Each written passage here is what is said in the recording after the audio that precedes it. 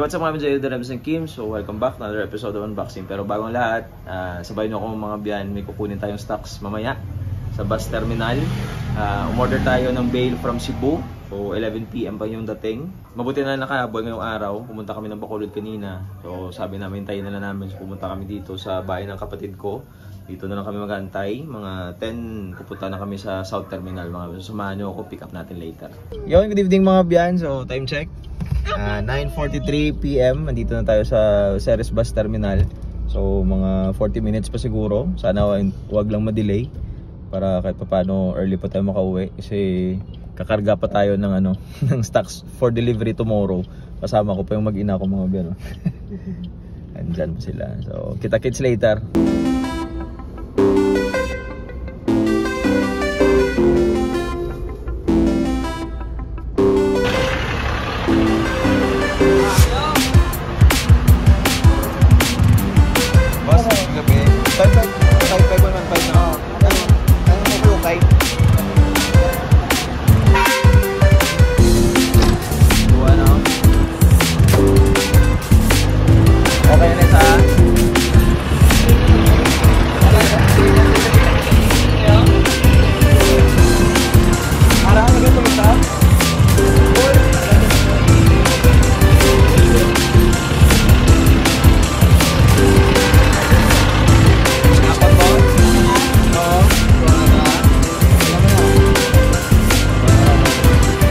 Dito na tayo. So medyo mahina na lang yung boses natin kasi time check 11:56 na. So ito na sila. Ito yung dalawang bail yung kinuha natin mga biyan. Light zipper jacket at saka fleece shorts yung kinuha natin. Yung fleece shorts parang wala pa akong idea kung ano yung laman. Pero syempre shorts yun mga biyan. Australian bail to. So check natin mga biyan. Midnight unboxing na to. Pero bago yan. Yan o, yung mga stocks natin. Kakarga ko pa yan mga biyan. Kakarga ko pa kasi tomorrow morning may delivery tayo Bacolod to sila. So kung pagpapabukas ko pa, hassle na. So ngayon na lang mga biyan. So after nito, magbubukas tayo ng isang bail.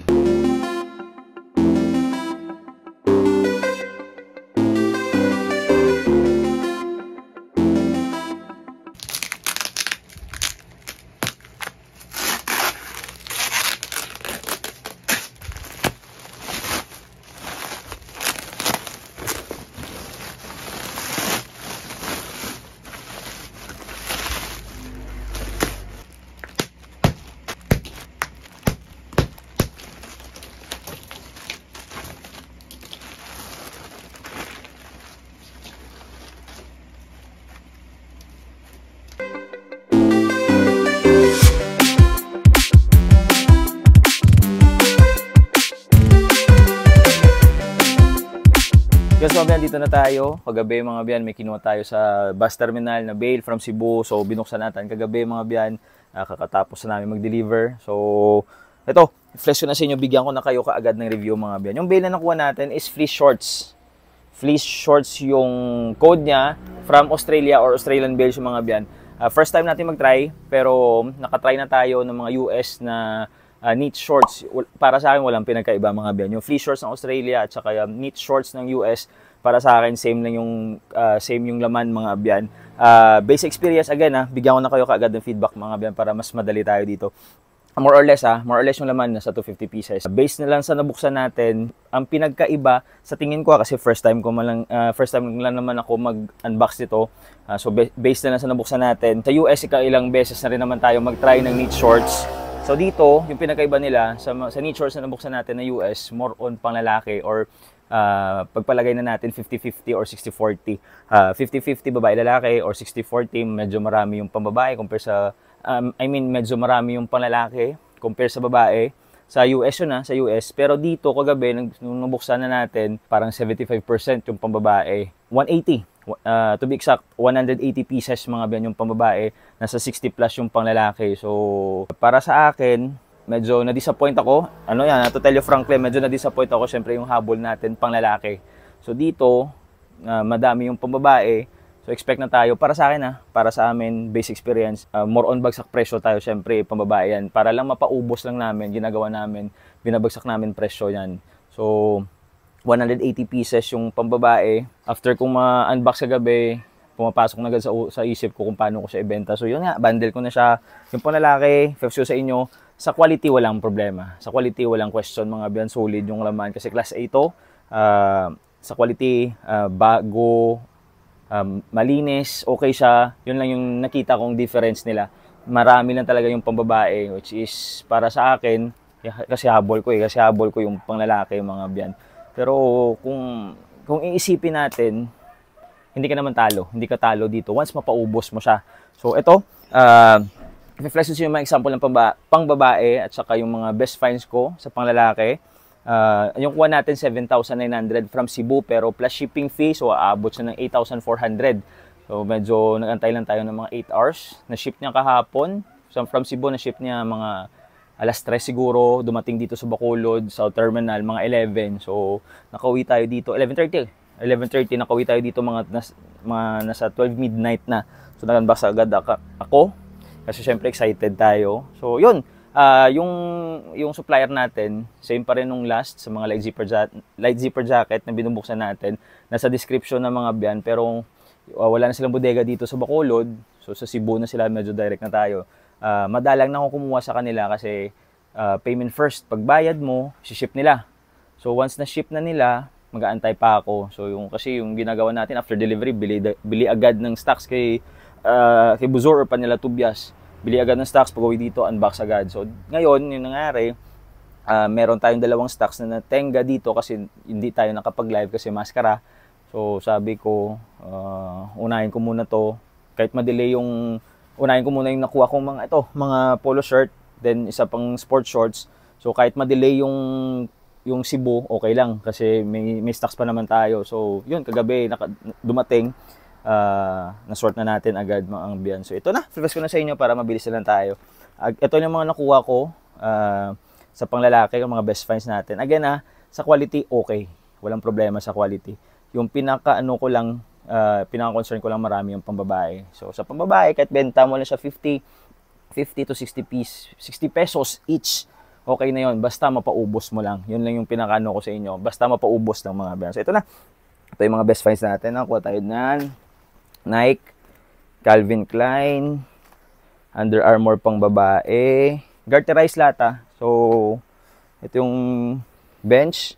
Ito yung nung last sa Panela Tubias, natitenga lang to. Natitenga yung knit shorts nila. Again knit shorts at saka fleece shorts, parang same lang. Same lang talaga yung laman, mga biyan. Yung pinagkano lang Australia, first time ako mag-try ng Australia, marami yung pambabae. Sa US na panglalaki, sa US na tawag dito, na knit shorts, marami talaga yung panglalaki. So, panalo talaga yun.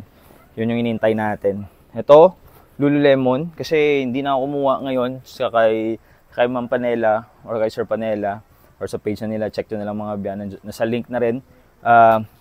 Kasi yun nga, wala na silang light zipper jacket. Sa shorts, ito, nakakuha na rin naman ako ng shorts. So, ito yung hinahanap natin, light zipper jacket at saka knit shorts. So, timing, sa pinagkukunan natin, sa supply natin sa Cebu, meron sila. So, nag-try or kumuha tayo agad. Ito ay Devour. Tignan nyo yung quality ng mga shorts, mga biyan. Solid. Goods na goods yung quality. Puma. Sa branded, konti lang. Konti lang yung nakuha natin. Under Armour, or I mean sa common brands, konti lang yung nakuha natin. Pero okay na. Para sa akin, okay na. Kasi, matawag dito, didiskartehan natin to. Ganda ng quality. Yun nga lang, dapat kahit papaano sana, umabot lang naman sana ng 100 pieces yung panglalaki. Goods to goods ka. So, yung nangyari, 180 pieces yung pambabae. Yun, 62 pieces na yung panglalaki. Early. Kaso medyo big size lang. Pero okay na. Okay na. Kasi, kung ikaw, ito Joe Fresh May Show. Kung ikaw na naghahanap ng good quality ng mga stocks, ito, marirecommend ko to mga biyan. May US Polo tayo. US Polo kaso nightwear. May Adidas tayo. Yan. Dito tayo nakakuha or sa mga knit shorts or fleece shorts, dyan tayo makakuha ng mga alumni shorts, mga biyan. Dyan tayo makakakuha. Ito Adidas. Ito Under Armour. Sa size, good size mga biyan. Good size. Adidas yan. Ito, ano ba to? Roxy, pambabae. Ito yung mga best finds ko lang ha. Best finds ko lang. So, kita nyo konti lang. Pero yung iba na hindi common brands, Kahit ibenta ko lang ng 100, 150, okay na kasi maganda yung quality. Yan o. Yan. So, again, yung pinaka-diskarte is dapat mo siyang mapaubos para may kita ka. Kahit na ibagsak presyo natin yung pambabae, imagine na, kahit yung 180 pesos, 180 pesos, yung 180 pieces, once mapaubos lang natin, kahit benta pa siya natin ng 50 pesos, 9,000 na yun mga biyan. So imagine, yung natira ng 61 pieces ng mga panlalaki, kita mo na lang siya once mapaubos mo siya. Yan yung pinakadiskarte. Kahit bagsak presyo mo sila, basta mapaubos, goods yan. Kasi sa dami, makakabawi tayo sa dami. Yan. Ito, Nike pambabae. Nike pambabae. Yan, no. Abercrombie. Yan, Abercrombie. Yan yung mga best finds ko. Konti lang sila, pero para sa akin okay na. Ito lang yung mga tamang-tamang shorts lang. Tamang-tamang shorts. Tama ba yun? Ito yung mga good quality rin naman. Ito, all in motion. Ganda ng quality. Pambabae, flex ko rin sa inyo. Again, 7.9 plus shipping fee. So, kung sa mga nasa Luzon kayo, mga nasa 800, 900 siguro yung shipping. Kami, bus lang nakita nyo naman rin kagabi. So, 8 hours lang yung shipping, yung shipping time ba yun? 8 hours lang andito na sa amin. Basta wala lang delay yung bus. So, ma-receive mo agad. Actually, hindi naman tayo bago sa mga shipping eh. Nag-start tayo sa Nag-start tayo sa toys. Yung supplier natin, Cebu tayo kumukuha ng mga toys noon. Doon tayo nag-start. Nung naubos or nung nag-pandemic, yun, nag-stop na yung shipping. Dito na tayo naghanap ng supplier sa Bacolod. Imagine maraming Korean bale, maraming nagbebenta ng bale dito noon, 2020, before pandemic. Pero yun, mas maganda yung stock sa Cebu eh. Kasi walang stocks yung stocks na sa Cebu wala dito. So mga Japan at saka US na toys. Nung nagka-pandemya, yun, wala kaming choice. So Korean bale yung binenta namin. So yun, ito yung mga garterize Garterize, stretchable siya lang mga biyan. So yun. Yan yung mga example. Yung pambabae, ito. Bigyan ko ng idea sa pambabae. Maganda yung bale. Maganda yung bale. Yun nga lang, murang pambabae. Pero sa tagal nating nagbebenta, kahit pa paano nakaipon tayo ng mga miners na minsan naghahanap ng mga shorts, minsan naghahanap ng mga t-shirt, minsan naghahanap ng mga jacket. So, kung ano yung available natin ng mga stocks, minsan hindi tayo nahihirapan magbenta. Yung pinakakalaban na namin is yung internet. Ito yun, Yan yung mga pangbabae. Again, yung supplier nasa description na. Check nyo na lang sila mga biyan. Again, hindi po kami nagbebenta ng bale. Hindi po tayo sponsored ng mga bodega. Seller lang po kami na naghanap ng magandang bale sa market. At gusto lang namin ma-share sa inyo. At saka binibenta lang namin through Facebook live selling. Wala kaming pwesto. Kasi, yun nga, para hindi matenga yung mga items natin. Yan, Ito yung mga... Kasi pag may pwesto, more on tenga di ba? Yung mga tawag dito, yung mga tira-tira, matitenga lang yan. Dito, kahit sa live selling, madidiskartehan mo siya. Kahit bagsak presyo mo, basta bundle mo, mahanapan mo yan ng miner. Tsaga lang. Siyempre, noon, medyo hirap rin kami makabenta. Pero yun nga, tsaga lang. Meron na tayong magto 24,000 followers na tayo sa Facebook. So, yun. Sa ilang taon, nakatulong rin yung sipag at tsaga natin. Ito yung mga example sa mga pambabae. So, wala, nothing special. Nothing special sa bale. Basta malinis siya mga biyan. Malinis yung bale.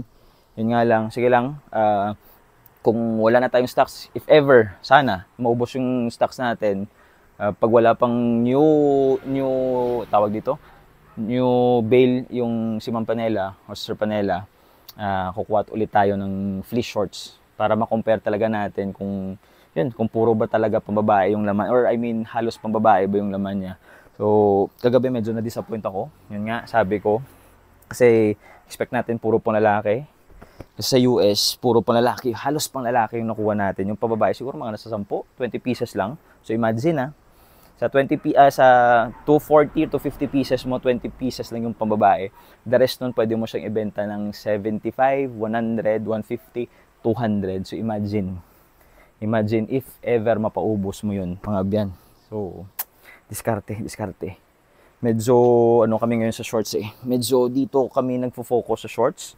Kasi, yun nga, medyo mainit ngayon. Tsaka pag once kumuha kang mga jacket na bale, minsan limited lang naman yung branded. So, medyo marami tayong bale na na-miss na hindi ko na-vlog. Yung crystal na bale, ilang bale ba nakuha natin, hindi ko siya na-vlog kasi medyo busy. So, ito, kangaroo, Australian bale. So, sana nakatulong mga biyan, try natin. Bukas baka may unbox pa ako. Ito, light zipper jacket, check natin mga biyan. So, please, like and subscribe. God bless everyone. Spread the love.